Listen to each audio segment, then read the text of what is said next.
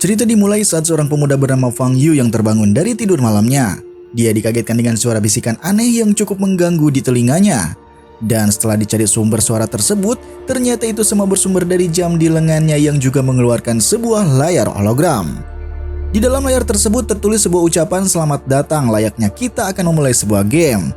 Di sana layar itu menuliskan kalau Fang Yu sekarang sudah memasuki akhir dari dunia ini, di mana zombie akan bermunculan di setiap sudut kota, dan tugas Fang Yu di sana yaitu harus bisa bertahan hidup dan membangun kembali peradaban-peradaban manusia yang sekarang sudah mulai punah.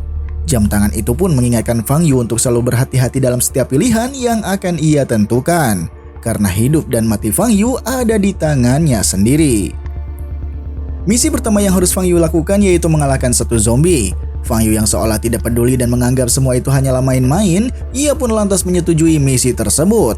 Setelah itu muncul beberapa informasi yang menunjukkan nama jam yang ia pakai, fungsi jam itu sendiri, dan beberapa catatan penting yang harus dia kumpulkan saat menjalani misi ini. Fang Yu yang masih menganggap kalau ini sebuah lelucon, ia pun masih bersikap santai dan tidak terlalu memperdulikan setiap petunjuk yang Runwatch miliknya itu berikan. Namun di tengah-tengah bengongnya itu, Fang Yu tiba-tiba dikejutkan dengan suara teriakan seorang wanita yang meminta tolong dari arah luar jendela. Fang Yu yang saat itu langsung melihat ke arah jendela, dia kembali dikagetkan saat melihat puluhan zombie yang sedang mengejar wanita itu. Dia menyaksikan dengan mata kepalanya sendiri bagaimana wanita itu tertangkap dan dikerumuni begitu banyak sekali zombie. Wanita itu hanya bisa menangis, meminta tolong, dan berteriak kalau dia seolah telah terjebak di dalam permainan yang menyeramkan seperti ini. Sesaat setelah itu, Runwatch kembali menginstruksikan kalau misi pertama Fang Yu akan segera dimulai. Di misi pertamanya ini, Runwatch memberikan sebuah clue di mana Fang Yu diperlihatkan dengan beberapa chat orang-orang yang tergabung dalam game itu. Di mana dalam chatnya itu mereka menggambarkan setiap keadaan yang mereka alami masing-masing. Fang Yu semakin dibuat bingung dengan apa yang telah terjadi di dunia ini. Padahal 30 menit yang lalu dia seharusnya sedang berlari pagi di sebuah taman. Namun ketika itu dia tiba-tiba dikagetkan dengan sebuah cahaya dari balik pepohonan yang memancar lurus ke arah langit. Dan setelah kejadian itu pun tiba-tiba saja dia sudah berada di dalam dunia yang kacau balau dan membingungkan seperti ini. Sambil menggerutu di dalam hatinya, Fang Yu sempat terfikir untuk mengikuti saja alur dari permainan itu. Sambil berjalan ke arah pintu, dia pun berniat untuk bersembunyi dari para zombie dan bertahan pada misi pertamanya ini. Saat hendak membuka pintu, Fang Yu dikejutkan dengan sebuah bola mata yang menatap tajam di lubang pintu. Tak lama setelah itu, sesosok zombie mendobraknya dan berusaha menggapai Fang Yu yang berada di balik pintu. Dengan ekspresi paniknya, di sana Fang Yu ternyata mengenali sosok zombie itu, di mana dia adalah seorang landlady yang entah bagaimana awalnya dia bisa menjadi zombie. Dengan waktu singkat di sana Fang Yu sempat terpikir untuk lompat saja keluar melewati sebuah jendela. Namun dia teringat kembali kalau posisinya sekarang dia sedang berada di lantai 6. Ya kalau lompat apa bedanya dengan menyerahkan diri pada zombie itu kan? Fang Yu yang tak punya pilihan lagi, dia pun lantas pergi ke dapur dengan niat siapa tahu ada beberapa benda yang bisa ia jadikan senjata. Namun sayangnya pencipta game belum berpihak padanya, bukannya senjata canggih yang ia temukan, di sana Fang Yu malah menemukan sebuah pentungan kayu yang kecil. Ya secara mau tidak mau Fang Yu yang sudah terdesak itu pun lantas mengambil pentungan tersebut. Runwatch kembali memberikan notifikasi kalau Fang Yu sekarang sudah mendapatkan sebuah senjata, di mana senjata tersebut bernama Rolling Pin lusuh dengan kualitas dan attack power yang tergolong lemah dan juga sampah. Namun sialnya, di tempat lain landlady sudah berhasil mendobrak pintunya dan berhasil menerobos masuk ke dalam ruangan. Dengan senjata pertamanya itu, Fang Yu pun melancarkan sebuah serangan ke arah wajah si zombie. Namun sialnya lagi, bukannya mengalahkan zombie, senjata itu malah patah dan sedikit pun tidak memberi luka pada si zombie itu. Alhasil landlady yang sudah haus dengan aroma manusia pun tanpa tedeng aling-aling langsung lompat ke arah Fang Yu. Dengan keadaannya itu Fang Yu pun sudah tidak bisa berbuat apa-apa, hanya bisa pasrah dan berpikir kalau dia akan mati saat itu juga. Tapi secara tiba-tiba sebuah alarm berbunyi dan membuat landlady secara mendadak menghentikan serangannya. Zombie itu pun lantas memalingkan pandangannya dan pergi dari hadapan Fang Yu menuju ke jam alarm tersebut. Fang Yu yang sudah sangat panik itu pun hanya bisa menghela nafas panjang dan bertanya-tanya dengan kelakuan aneh si zombie itu. Di tengah-tengah lamunannya, Fang Yu pun kembali mendapatkan notifikasi dari Runwatch yang menyarankan untuk mengeluarkan 10 koin apokalipsnya untuk membeli sebuah petunjuk yang akan menuntunnya menyelesaikan misi. Namun sayang, Fang Yu yang baru saja memulai misi dan belum satu pun ia selesaikan, saat itu dia tidak mempunyai 1 koin apokalips pun. Alhasil, ia pun memilih opsi lain yang disediakan oleh Runwatch, di mana Fang Yu diberi 4 buah opsi yang salah satunya harus Fang Yu pilih, yaitu diantaranya yang pertama, Fang Yu akan tetap melawan zombie itu apapun yang terjadi. Lalu yang kedua, Fang Yu disarankan untuk kabur dari sana selagi zombie masih fokus pada jam alarmnya. Lalu yang ketiga, Fang Yu diberi sebuah clue berupa sudut tumpul. Dan yang terakhir, Fang Yu disarankan mencari sebuah senjata dan kembali bertarung untuk mengalahkannya.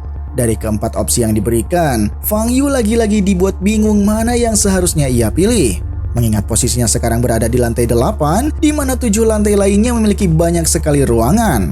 Otomatis jika landlady saja terinfeksi, maka tidak menutup kemungkinan semua orang yang ada di sana juga sudah menjadi zombie. Terlebih, Runwatch juga menginformasikan kalau dari keempat petunjuk yang ia berikan, terdapat 1 petunjuk yang sengaja ditambahkan untuk mengecohnya.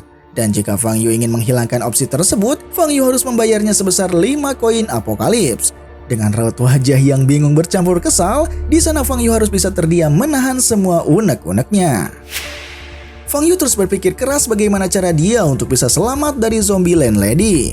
Sambil terus memperhatikan zombie yang saat itu sedang anteng dengan jam alarmnya, di sana Fang Yu coba membuat sebuah pilihan dari keempat opsi yang diberikan Runwatch. Dengan perasaan yang tidak yakin, Fang Yu lantas memilih opsi keempat, di mana dia meminta sebuah senjata yang akan ia gunakan untuk menghabisi zombie landlady. Dan secara tiba-tiba, muncul sebuah hologram berwarna kuning keemasan yang memberikan informasi kalau di bawah lemari TV terdapat senjata yang sebelumnya tidak diketahui oleh siapapun. Dan benar saja, ternyata di sana Fang Yu menemukan sebuah gunting berukuran besar dengan kualitas attack power yang termasuk dalam kategori normal. Tak lama setelah itu, Runwatch memberitahu Fang Yu untuk segera menyerang zombie tersebut tanpa ragu-ragu, karena jam alarm yang saat itu mengalihkan perhatian zombie sebentar lagi akan segera berhenti. Tanpa tedeng aling-aling, di sana Fang Yu pun segera melancarkan serangannya dan akhirnya berhasil menancapkan gunting tersebut tepat di tengah ubun-ubun si zombie. Zombie yang kesakitan pun sempat memberikan perlawanan dengan berhasil membuat Fang Yu terpental jatuh ke lantai. Namun tak lama setelah itu, sosok zombie landlady itu pun tersungkur di hadapannya dan Fang Yu pun berhasil melewati misi pertamanya. Selesai dengan misi pertamanya, Runwatch di tangan Fang Yu tiba-tiba mengeluarkan sebuah cahaya yang kemudian keluar membentuk sebuah bola putih kebiruan yang bersinar. Berbarengan dengan itu, Runwatch pun memberitahu kalau cahaya tersebut adalah sebuah hadiah yang diterima Fang Yu karena sudah berhasil menyelesaikan misinya. Fang Yu yang jelas saja kesenangan itu pun tanpa basa-basi langsung mengulurkan tangannya dan berniat membawa sebuah benda yang terdapat di dalam bola cahaya tersebut. Dan setelah berhasil ditarik keluar, di sana Fang Yu mendapatkan sebuah senjata canggih bernama Run Energy Hand Crossbow. Dengan kualitasnya yang bagus dan tergolong dalam senjata tingkat medium, senjata ini pun mempunyai anak panah yang dapat dimuat ulang tanpa batas. Selain itu, senjata ini pun mempunyai keunggulan auto aim yang dimana senjata ini bisa mendeteksi targetnya secara otomatis. Tak mau tenggelam terlalu lama dalam perayaan hadiah yang ia dapat, Fang Yu saat itu bergegas menutup pintu yang sebelumnya sudah rusak dengan sebuah sofa. Namun setelah itu, Fang Yu kembali dikagetkan saat mendapati zombie yang terkapar itu tiba-tiba menjadi sebuah cahaya yang sedikit demi sedikit berterbangan membentuk sebuah bola cahaya kecil. Fang Yu yang penasaran pun mencoba menyentuh bola cahaya tersebut, dan setelah disentuh, bola cahaya itu pun tiba-tiba berubah menjadi sebuah roti gandum yang ternyata merupakan salah satu item terpenting yang harus Fang Yu simpan, di mana roti gandum itu nantinya akan berguna untuk mengisi ulang energi tubuh yang hilang. Fang Yu yang tersadar kalau ia hanya diberikan 1 buah roti saja untuk bertahan hidup, dengan panik ia langsung mengecek stok makanan yang ada di lemari esnya. Dan benar saja, isi lemari esnya pun kosong melompong, di mana di sana hanya tersedia 1 botol air mineral dan 1 buah pare. Padahal Fang Yu ingat betul kalau dalam lemari esnya itu banyak sekali makanan yang ia simpan sebelumnya. Merasa kehidupannya mulai terancam, Fang Yu yang tidak mau meninggal dengan konyol saat itu berpikir keras bagaimana caranya agar ia bisa bertahan hidup dengan persediaan makanan secuil ini. Alhasil mau tidak mau, di sana Fang Yu harus bertahan hidup dengan membasmi para zombie untuk mendapatkan sumber kebutuhan utamanya. Dan misi bertahan hidup di dunia game ini pun akan segera dimulai. Tanpa lama Fang Yu langsung mengambil tas yang berisikan makanan dan berniat untuk pergi ke suatu tempat. Tujuan utama Fang Yu sekarang adalah bertahan hidup dengan cara yang gampang tapi sulit untuk diserang. Dengan tekad yang sudah bulat, Fang Yu pun memutuskan untuk keluar dari apartemennya dan pergi ke sebuah hypermart. Namun baru saja Fang Yu keluar dari ruangan itu, ia mendapati situasi di sekitarnya hancur lebur seolah sudah dihantam gempa. Dalam situasinya itu, Fang Yu kembali diperlihatkan hologram di hadapannya dan seolah mengetahui semua isi hatinya. Hologram itu membeberkan semua apa yang telah difikirkan Fang Yu dan setiap rencana yang akan ia lakukan. Di saat genting seperti itu, jendela emas kembali muncul dan menawari Fang Yu sebuah bantuan. Namun apalah daya, Fang Yu yang memang tidak memiliki satu koin apokalips pun, dia hanya bisa menggerutu kesal dengan tawaran yang seolah-olah mempermainkannya. Namun di saat Fang Yu bingung setengah matang, jendela emas menawari Fang Yu sebuah pinjaman koin apokalips, di mana nanti Fang Yu harus membayarnya dengan 10 koin apokalips. Fang Yu yang merasa informasi yang sebelumnya pun sangat membantunya, dia berpikir kalau tidak ada salahnya jika Fang Yu menuruti apa kata si jendela emas itu. Karena memang saat ini Fang Yu sangat membutuhkan sekali sebuah petunjuk. Fang Yu pun meyakinkan diri untuk meminjam koin apokalips. Dan setelah semua prosesnya selesai, jendela emas langsung memberikan beberapa informasi keberadaan zombie di setiap lantainya. Di mana di lantai 7 hanya ada 2 zombie saja dan mereka pun merupakan zombie yang tergolong lemah. Sedangkan di lantai 6, Fang Yu disarankan untuk lebih berhati-hati karena di sana terdapat satu zombie pelangi yang sepertinya sangat tertarik pada Fang Yu. Sedangkan di lantai 5 dan 4, situasi di sana bisa dipastikan sangat aman karena tidak ada seorang zombie pun di sana. Singkatnya, Fang Yu sudah berhasil melewati lantai 7 dan kini dia tengah berada di lantai 6. Dengan mengendap-endap, Fang Yu berhati-hati berusaha agar setiap langkahnya tidak sampai terdengar zombie pelangi yang kabarnya sangat tertarik pada Fang Yu. Namun usaha Fang Yu pun sia-sia, dia tiba-tiba saja dikejutkan dengan ledakan pada sebuah pintu ruangan. Dan ya benar saja, ternyata itu semua ulah si zombie pelangi yang diam-diam sudah menantikan kedatangan Fang Yu. Dengan tatapan penuh nepsong, di sana zombie pelangi menatap lurus ke arah pantat Fang Yu yang kemudian dengan secepat kilat berlari melesat ke arah Fang Yu. Fang Yu yang panik disertai keringat dingin yang menetes dari segala lubang itu pun untungnya bisa dengan sigap menghindari serudukan maut zombie pelangi itu. Lalu dengan crossbow-nya, Fang Yu pun langsung menembakkan anak panah tepat di kening si zombie itu. Dan hanya dengan satu serangan saja, zombie Saiful Jamil itu pun akhirnya dapat dikalahkan. Setelah berhasil mengalahkan zombie pelangi itu, Fang Yu pun mendapatkan satu buah core energi run dan 2 keping koin apokalips. Namun baru saja Fang Yu menerima koin tersebut, secara tiba-tiba jendela emas muncul dan mengambil koinnya sebagai pembayaran dari hutang yang Fang Yu pinjam sebelumnya. Singkat cerita, setelah Fang Yu berhasil keluar dari apartemen itu, kini dia sudah berada di seberang hypermart yang dia tuju sebelumnya. Di sana, Fang Yu yang mengintip di balik tiang sambil waspada terus memikirkan bagaimana cara yang akan dia lakukan untuk menaklukkan para zombie. Tak lama setelah itu, Fang Yu langsung melemparkan sebuah botol minuman yang sebelumnya ia simpan. Di sana, Fang Yu bermaksud memancing para zombie dengan suara yang dihasilkan botol itu. Dengan pengalaman yang sudah ia dapat sebelumnya, di mana para zombie memiliki penglihatan yang buruk dan sangat peka terhadap suara di sekitarnya. Dengan perhitungan yang matang, akhirnya Fang Yu bisa menaklukkan kedua zombie itu dengan sangat mudahnya. Fang Yu yang melihat masih ada beberapa zombie di sana, ia pun memperhatikan kalau para zombie itu ternyata sangat tertarik sekali dengan sirup merah. Sampai-sampai mereka tidak peduli dengan keberadaan Fang Yu di sekitarnya. Fang Yu yang tidak mau menyia-nyiakan kesempatan itu pun tanpa tedeng aling-aling langsung melesatkan anak panahnya ke arah zombie tersebut. Alhasil saat itu semua zombie di sekitar Fang Yu dapat ditaklukkan. Tak lama setelah itu, Runwatch kembali bercahaya dan memunculkan sebuah hologram dengan berbagai percakapan orang-orang yang tergabung dalam game ini. Di sana mereka sibuk berdiskusi dan berniat untuk saling membantu satu sama lain. Namun Fang Yu yang memperhatikan percakapan itu, dia merasa kalau tak ada seorang pun yang menyinggung sedikit pun mengenai jendela emas yang selalu ia lihat dan sering memberinya bantuan. Dari sanalah Fang Yu menyimpulkan kalau dia sepertinya diberi privilege di game itu sehingga hanya dia yang bisa melihat jendela emas tersebut. Jendela emas itu terus memberikan informasi demi informasi yang sangat berguna untuk Fang Yu. Dan Fang Yu yang mulai terbiasa dengan situasi yang ia hadapi saat ini, dengan percaya diri tanpa ragu-ragu, Fang Yu memutuskan untuk memasuki hypermart tersebut. Zombie yang sebelumnya membuat nyali Fang Yu ciut, kini seolah mereka hanyalah cecunguk-cecunguk kecil yang dengan mudahnya satu persatu Fang Yu kalahkan. Dengan berbagai eksperimen yang ia gunakan, semuanya terlihat berjalan mulus dan semua zombie-zombie pun sepertinya nampak bodoh di hadapan Fang Yu. Dengan kecerdasannya itu pun, akhirnya Fang Yu berhasil mengumpulkan berbagai macam kebutuhan yang ia perlukan.